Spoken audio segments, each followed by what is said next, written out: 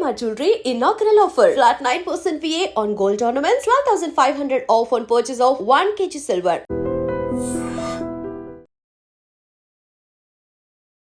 నమస్కారం, welcome to I dream. ధర్మ మార్గం విత్ విజిత కార్యక్రమానికి స్వాగతం.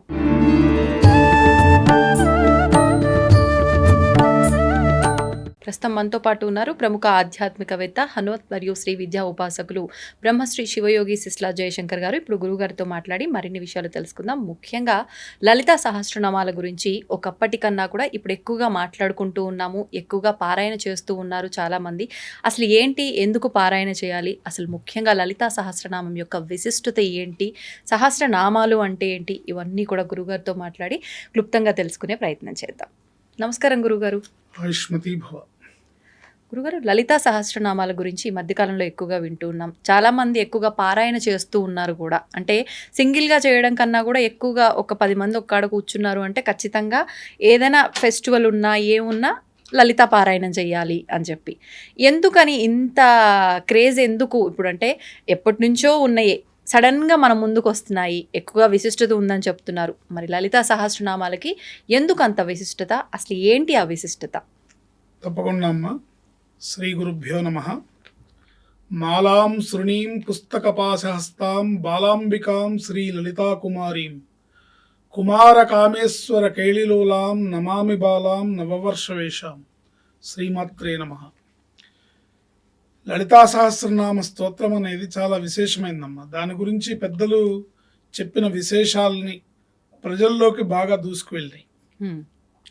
ఈ లలితా సహస్రనామ స్తోత్రం విశేషంగా ప్రాచుర్యం పొందడానికి ఒక 25-35 ఏళ్ల క్రితం రాజమండ్రిలో పురాణ పండ రాధాకృష్ణమూర్తి గారని ఆయన ఎక్కువగా దీన్ని ప్రచారం చేశారు. లలితా సహస్రనామం పుస్తకాలు ప్రింట్ చేసి ఫ్రీగా అందరికి పంచిపెట్టడం, అది ప్రజాబాహుళ్యంలోకి బాగా తీసుకొచ్చారు. ఆయన పురాణ పండ రాధాకృష్ణమూర్తి గారని భాగవత మందిరం రాజమండ్రి. అంటే మీరు ఉషశ్రీ గారి పేరు వినే ఉంటారు. ఉషశ్రీ గారు అన్నగారు అన్నమాట. ఆయన అంటే ఇది యాక్చువల్గా ఏంటంటే లలిత రహస్యనామ సహస్ర స్తోత్రం అంటారు దీన్ని. అంటే ఈ నామాలన్నీ కూడా చాలా రహస్యమైనవి, గుప్తమైనవి, ఇది పబ్లిక్ గా చెప్పకూడదు అనేది శాస్త్రం. అయితే ఏంటంటే ఇప్పుడు మనుషులు పడుతున్న కష్టాలు, ఇబ్బందులు, నానా రకాల అగచాట్లు పడుతున్నాం కాబట్టి మనుషుల మీద ప్రేమతో అమ్మ కాళ్ళు పట్టుకుంటే అన్నీ దొరుకుతాయి, అమ్మ దయ ఉంటే అన్నీ ఉన్నట్లే అనే ఒక భావనతోని పెద్దలు దీన్ని పారాయణ చేసుకోండి అని చెప్పి బహిర్గతం చేశారు. ఆ పురాణ పండ రాధాకృష్ణమూర్తి గారు తర్వాత కాలంలో వచ్చిన వాళ్ళు చాగంటి కోటేశ్వరరావు గారు. వారి ప్రవచనాల ద్వారా అమ్మవారి తత్వాన్ని, లలితా సహస్రనామం గురించి చెప్పడం, దాని ద్వారా ఇంకా బాగా జానపదులు అంటే చదువు ఎక్కువగా రాని వాళ్ళు, భక్తి లేని వాళ్ళు, పూర్తిగా లలితా సహస్రనామాన్ని సరిగ్గా చదవలేని వాళ్ళు కూడా నేర్చుకొని చదవాలనే ప్రయత్నం చేశారు. అయితే ఏదేమైనప్పటికీ అమ్మ అనుగ్రహం కోసం స్తోత్ర పారాయణ చేస్తున్నారు కాబట్టి చేసుకోవచ్చు ఎవరైనా. కాకపోతే ఏంటంటే ఇక్కడ ఉచ్చారణ దోషం లేకుండా చూసుకోవాల్సిన అవసరం ఉంటుంది. ప్రధానంగా లలితా సహస్రనామ స్తోత్రంలో ఉచ్చారణ దోషం ఉంటే కనుక అర్థాలు మారిపోతాయి. ఆ అర్థాలు మారిపోతే స్తోత్రం అంటే ఏంటి? అమ్మవారిని స్తుతించడం. అర్థం మారిపోతే ఏమవుతుంది? అమ్మవారిని తిట్టినట్టు అవుతుంది, మారిపోతుంది కదా, విపరీత అర్థాలు వస్తాయి. అందుకని ఎవరైనా సరే గురుముఖత కానీ, ఇవాళ వీడియోల్లో చాలా అవైలబిలిటీ ఉంది, చక్కగా నేర్చుకొని ఏ పదాన్ని ఎక్కడ విభజించాలో చక్కగా దాన్ని కంఠస్థం చేసి పారాయణ చేస్తే చాలా విశేషమైంది. లలితా సహస్రనామ స్తోత్రం యొక్క విశేషం ఏంటంటే ఇది బ్రహ్మ విద్య, జగత్ప్రసిద్ధి చెందినది, ప్రత్యేకమైనది మరియు విశిష్టమైనది.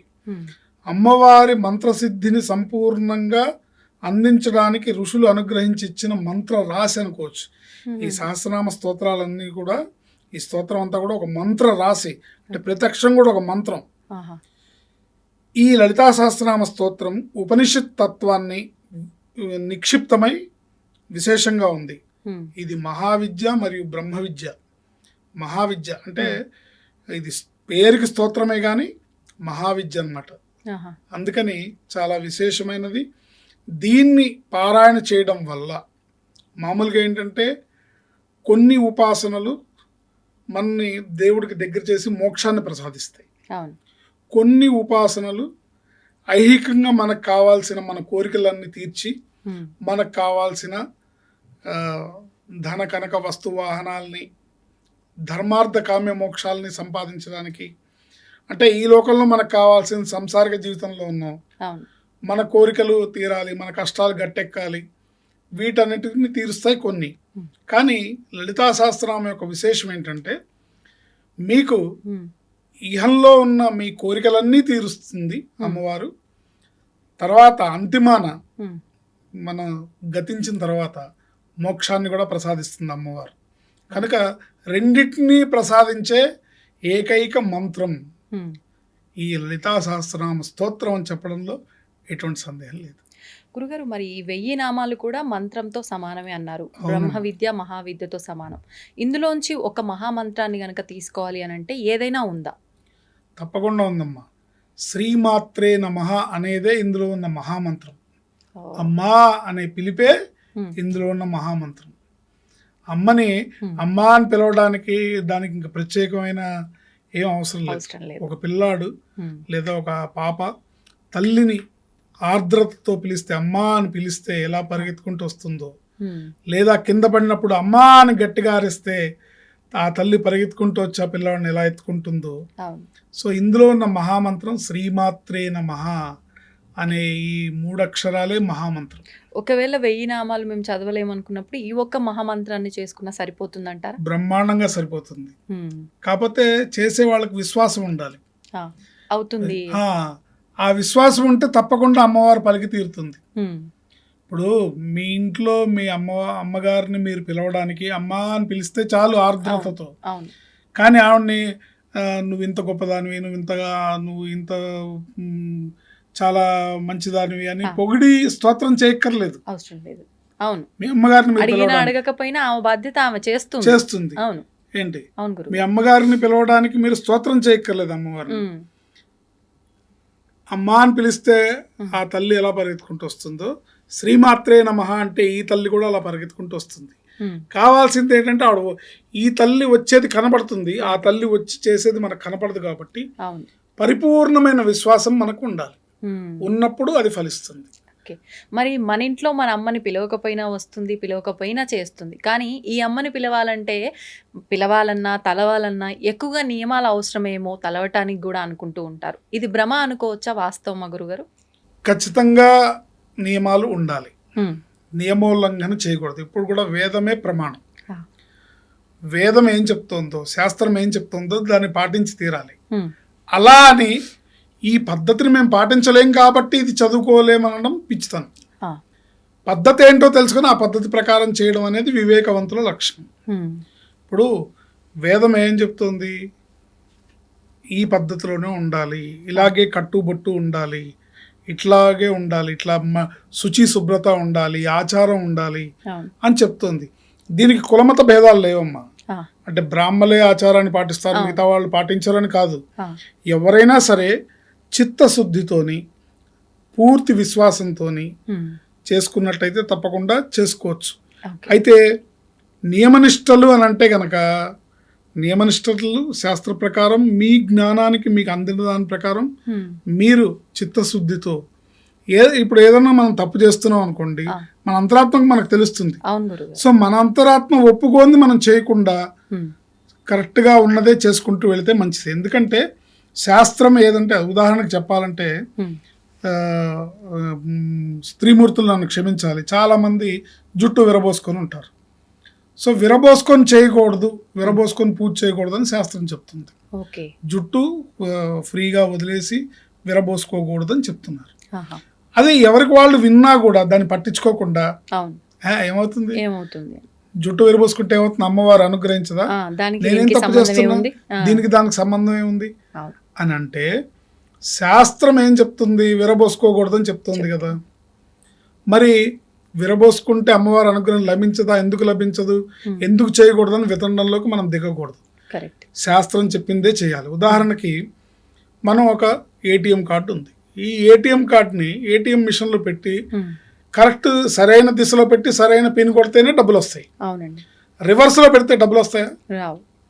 అంటే మరి మీ అకౌంట్ మీ బ్యాంకు ఎలా పడితే అలా పెడితే మరి ఎందుకు రావట్లేదు? ఒక పద్ధతి ఉంటుంది దానికి కదా. అవును. అలాగే ఇవి కూడా నియమనిష్టలు అనేవి, పద్ధతి ఆచారం అనేది, శుచి శుభ్రత అనేది అవసరము ఉన్నప్పుడే మనం ఆ తల్లి దగ్గరికి చేరుకోగలుగుతాం. ఆవిడ జగన్మాత, శ్రీమాత, ఈ జగత్తునంతటికి సృష్టించిన సృష్టికర్త ఆవిడని ఆవిడ అనుగ్రహం మన మీద ప్రసరింపబడాలంటే శాస్త్రం చెప్పిన రీతిగానే మనం వెళ్ళాలి. వాటిని అలవర్చుకోవడం పెద్ద కష్టమేం కాదు. ఇక్కడ యాటిట్యూడ్ ప్రాబ్లం, అంటే ఆలోచన విధానం. ఎందుకు రాదు? ఎందుకు మగవాళ్ళు పంచే కట్టుకోవాలి? ఎందుకు ప్యాంట్ షర్ట్ వేసుకొని పూజ చేయకూడదా? ఎందుకు ప్యాంట్ షర్ట్ వేసుకొని గుడికి వెళ్ళకూడదా? ఎందుకు వెళ్ళకూడదు? ఎందుకు పంచే కట్టుకోవాలి? ఎందుకు పైన కండువా వేసుకోవాలి? ఇట్లా వితండవాదం చేయడంతోనే మన సమయం అంతా వృధా అవుతుంది అంటూ ఉంటారు గురుగారు. వాస్తవం. అంటే భక్తి ప్రాధాన్యం అంటూ ఉంటారు. మనస్సు పెట్టి మనం చేసే పని చేయాలంటారు. మన వేషధారణతో ఏం సంబంధం? ఇలా మాట్లాడే వాళ్ళు కూడా సంబంధం ఉంటుంది. అది తెలుసుకోవడానికి మనం ప్రయత్నం చేయాలి. సంబంధం ఖచ్చితంగా ఉంటుంది. ఆ సంబంధం ఏంటి? ఎందుకు వద్దన్నారు? పెద్దవాళ్ళు ఇలా ఎందుకు కట్టుకోకూడదన్నారు? ఎందుకు జుట్టు విరబోసుకోకూడదన్నారు? ఎందుకు ఖచ్చితంగా నుదుటిన తిలకాన్ని సింధూరాన్ని పెట్టుకోమన్నారు? ఎందుకు ఆడవాళ్ళని బొట్టు పెట్టుకోమన్నారు? ఎందుకు చేతికి గాజులు అవన్నీ వేసుకోమన్నారు? ఎందుకు మంగళసూత్రాలు వేసుకోమన్నారు? ఎందుకు పెళ్ళైన వాళ్ళు కాళ్ళకు మట్టెలు పెట్టుకోమన్నారు? ఎందుకు అనే దాంట్లోకి శోధనలోకి వెళ్ళి తెలుసుకునే ప్రయత్నం చేస్తే మనకు అనేక విషయాలు, అద్భుతమైన విషయాలు మన హైందవ ధర్మంలో మనకు తెలుస్తాయి. వాటిని తెలుసుకొని ముందుకు వెళితే మన జన్మ ధన్యం అవుతుంది. తెలుసుకోకుండా వితండంగా వాదిస్తే మనకి మనము హెల్ప్ చేసుకోలేము, మనం ఇతరులకి హెల్ప్ చేయలేము. మనకి మనం సహాయపడాలన్నా, మనం ఇతరులకు సహాయపడాలన్నా మనం శాస్త్రాన్ని తెలుసుకోవడమే ఉత్తమమైన మార్గము. అంతే.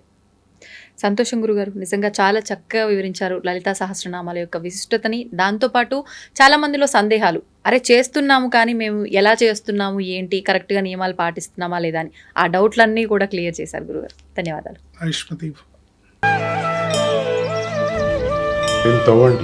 తవ్వుతున్న శివలింగం సరే దాన్ని అట్లా కప్పేసేయండి, చూపించదండి. మూర్తి పూజ కాదు, సాక్షాత్ బ్రజేంద్ర నందన భగవాన్ ఉన్నారు మూర్తిలో. ఏమీ ఆశించకుండా ఆరాధించే వాళ్ళు కూడా ఉన్నారా ప్రభుజీ? నిజమైన భక్తి అంటే మనకు తెలియదు కాబట్టి